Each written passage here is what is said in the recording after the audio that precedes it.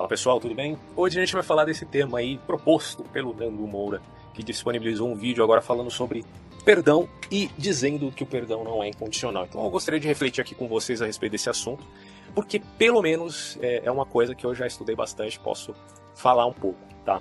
Não que eu seja o dono da razão, da verdade, só vou expor a minha opinião em relação aos textos que eu conheço na Bíblia, tá ok? Primeira coisa. Quando ele fala da prescrição ou do comportamento evangélico, você realmente nota, eu concordo com isso, que tem pessoas que acham que Cristo era apenas um pacifista, no maior estilo Mahatma Gandhi. Embora o Mahatma Gandhi também tenha, de certo modo, imitado Cristo em alguns aspectos, como dar a face para bater, esse tipo de coisa. No filme do Mahatma Gandhi, que inclusive, se eu não me engano, está em espanhol, não sei se tem traduzido, mas é bem interessante você assistir esse filme porque ele constrange os missionários ali, dizendo que a interpretação deles era muito alegórica, enquanto a dele propriamente era literal, quanto a essa perspectiva de dar a face para bater. Tá?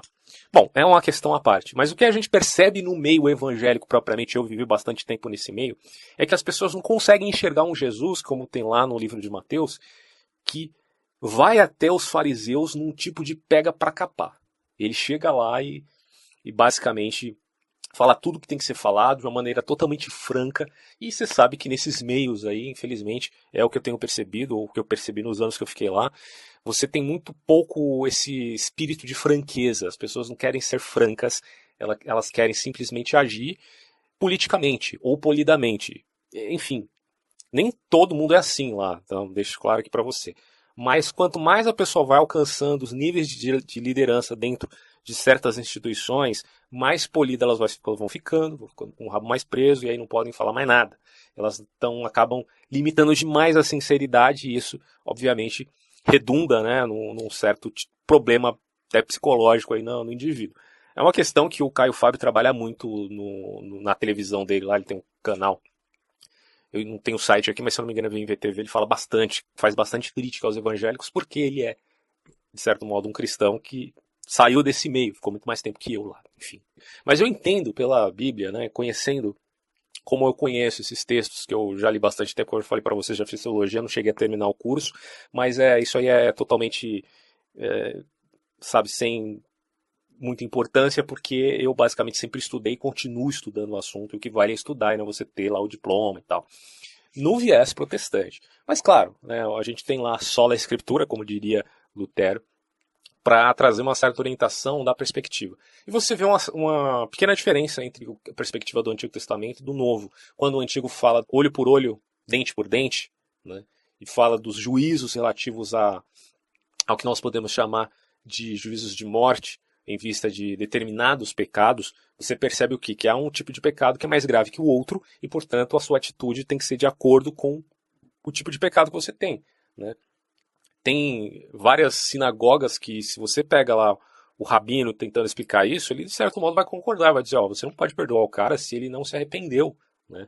De certo modo, por causa de uma prescrição mosaica muito clara, que a gente pode até entender que teve influência no código de Hammurabi, que é essa prescrição básica, olho por olho, dente por dente. No caso do espírito cristão, ele predispõe a algo muito diferente, porque a predisposição cristã, segundo o que a gente entende nos evangelhos, principalmente na doutrina de Paulo, é a seguinte, que Deus nos amou antes mesmo de nós nos arrependermos. Quer dizer, Deus enviou Cristo e Cristo morreu na cruz antes do nosso arrependimento. Só um fato, e está descrito lá no livro de Romanos, se não me engano, no capítulo 5, versículo 8, algo assim. O que isso denota? Que o amor de Deus é incondicional. Isso aí é um fato, tá? Deus nos amou, ainda nós sendo pecadores. Só que isso não significa que Deus não espere uma resposta do indivíduo, dada essa perspectiva paulina, de que ele se arrependa. O fato de você acreditar na incondicionalidade não significa excluir a prescrição também óbvia e também claramente teológica e respaldada ali na Escritura, que se refere ao arrependimento. Uma coisa não anula a outra. Só que o caminho é diferente, porque o caminho é agora um certo constrangimento, tá? Um olhar diferente a Deus. Oh, não, Deus não é meu chefe, cara. Ele é meu pai. Então, se eu olho para Deus como pai, eu estou entendendo, estou compreendendo, na verdade, que agora ele tem uma maior tolerância ao meu respeito, olhando só para a dinâmica das relações humanas, né? Jesus fala, qual o pai que o filho pede um peixe e vai dar uma cobra? Você está louco? Você pensar isso de Deus? Não é possível. Então, quer dizer, na medida que Deus te olha como filho e você a Deus como pai, você entende que todo pai tem uma maior, pelo menos a maioria, não todos. Eu entendo que existem problemas sociais dentro dessa perspectiva familiar, que nem tudo é flores, mas eu estou falando de uma maneira generalizada. Geralmente o pai tem maior tolerância para os erros dos filhos.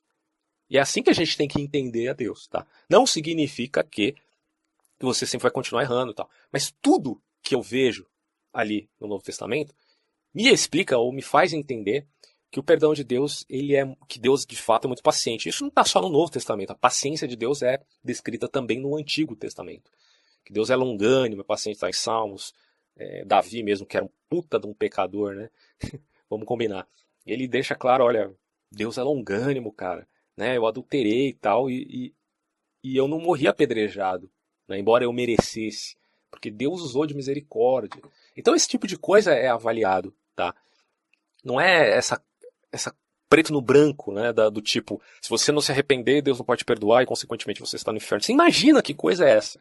Porque se nós nos entendemos, né, como seres miseráveis, que eu sempre entendi isso desde que eu comecei para a igreja, pelo menos entendendo, né, as escrituras ali, que a primeira coisa a se compreender é: somos todos seres miseráveis em termos de ações éticas.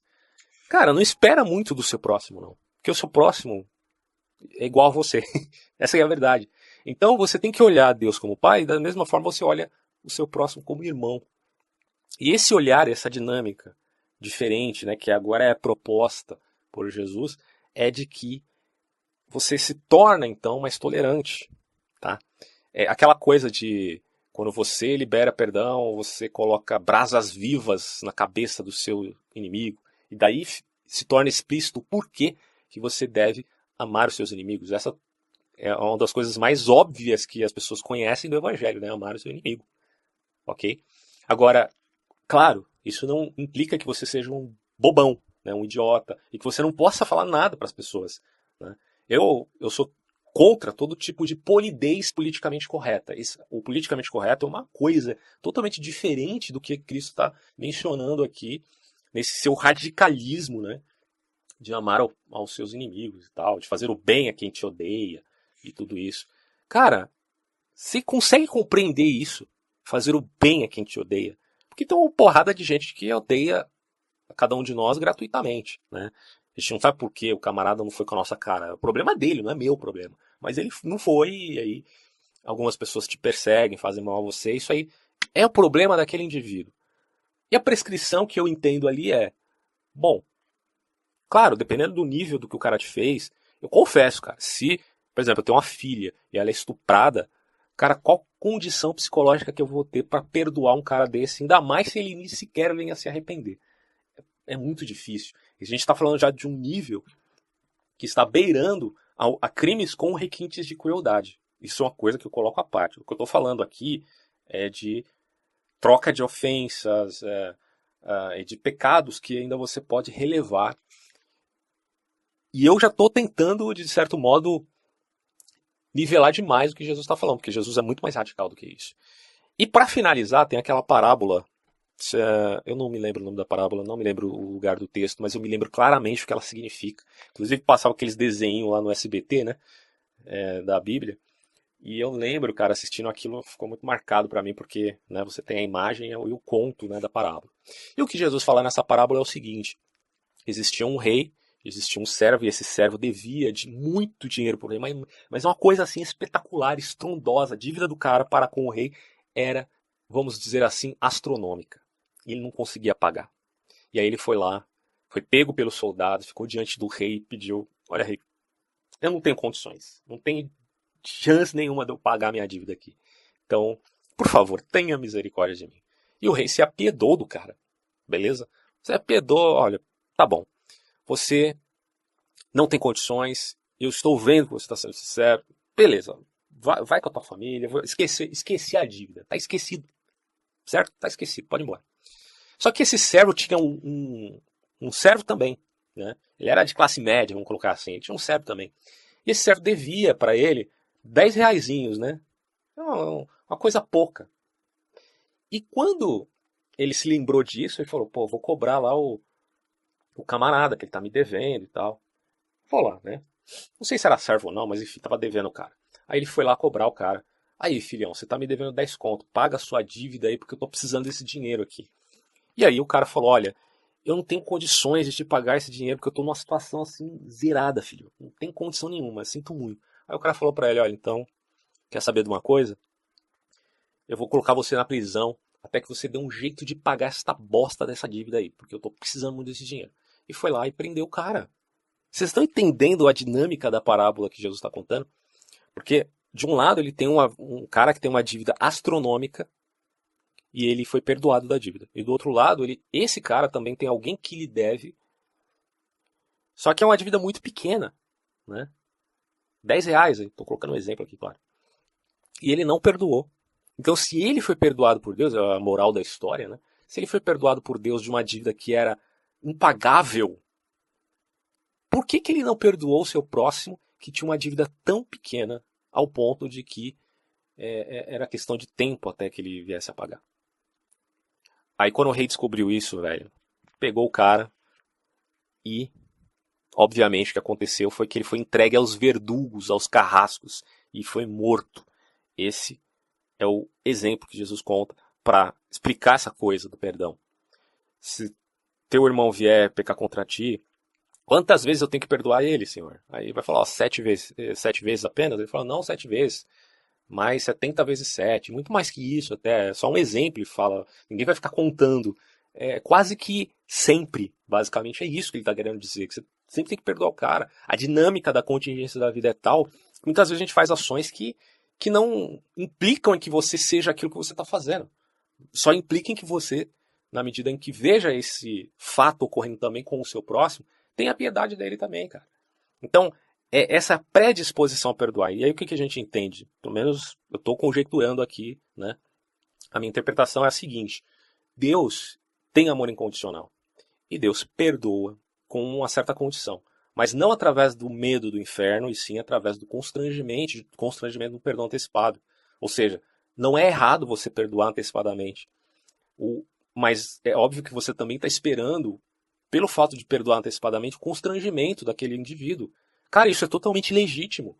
E é por isso que eu discordo, né? Agora, se a motivação do Valdemiro Santiago de ter perdoado lá o cara que esfaqueou o pescoço dele é legítimo ou não, quem sou eu para julgar? Pelas condições que nós entendemos lá, que o cara é um grande fazendeiro e que supostamente faria comércio da fé, aí é outra história. Né? A gente pode também investigar isso mais a fundo, se ele faz curas verdadeiras ou falsas, é outra história. Deus se apieda das pessoas que estão lá indo na igreja dele. Agora dele, como ele é o cabeça ali, se ele estiver enganando alguém, pode ter certeza que o castigo dele vai ser maior. Agora o que eu entendo é o seguinte, que nesse caso, pontualmente, eu não posso julgar o cara. Não posso. Se ele perdoou ou não, é uma questão à parte. Tem até gente dizendo aí que foi tudo um grande embuste fraudulento, só para ele ganhar, né, pontos com a mídia. Eu também não sei, não investiguei esse caso aí, só estou relatando que agora é óbvio que eu também não sou besta de negar certos fatos que colocam aquele indivíduo como um comerciante da fé, é outra história. Então, cara, o que eu estou querendo dizer aqui é que o perdão antecipado não é algo totalmente antibíblico e que é, na verdade, uma forma de constranger o indivíduo para que ele, digamos assim, venha se arrepender. Um vestido de sacos e nas cinzas, né, como é colocado ali nas escrituras. Um arrependimento realmente verdadeiro. Agora, a gente tá numa dinâmica tão grande que a gente tá errando toda hora, tá pecando toda hora, pô. Eu sempre falo que eu sou um bosta se, diante do que Deus espera de mim, puta merda, o que eu faço, cara? Porque eu vou pro inferno. É uma certeza. Se eu olhar simplesmente para tudo que é o perfeccionismo daquilo que Cristo realmente espera de nós e tal. Todos nós somos uns grandes postas e fomos perdoados de uma maneira astronômica. Então como é que a gente tem a coragem e a cara de pau de não querer perdoar as pessoas que fazem coisas muito menores, que às vezes são até irrelevantes para nós? E só mais uma questão também, antes de terminar o vídeo, eu gostaria de falar, que eu me esqueci, então vou recortar isso aqui e colocar junto com outro áudio. Que é o seguinte, eu não acho que Deus seja um Deus de amor e um Deus de justiça. Eu não acredito nisso. Porque na Bíblia, pelo menos, eu tô tratando aqui da prescrição cristã. Eu sei que tem crítica e que tem uma sofisticação relativa à academia de olhar para certas profecias, para certos livros, para certos autores, o aspecto literário. Eu não estou entrando nesse mérito, então eu estou entrando no espírito da teologia que nos foi repassada, certo? Que é basicamente paulina. O que eu entendo disso é o seguinte, que Deus é amor, como é exposto ali pelas cartas de João, certo? Ele deixa claro, ó, Deus é amor. Mas ele nunca diz efetivamente que Deus é justiça, mas que Deus tem justiça. E eu sempre entendi essa coisa da seguinte forma. De uma maneira astronômica, a gente pode usar o céu como alegoria e olhar o sistema solar. O que Deus é amor. Tudo que é atributo da divindade, que a gente pode entender como justiça, como misericórdia, tudo está gravitando, de certo modo, no núcleo, na substância de Deus, que é amor.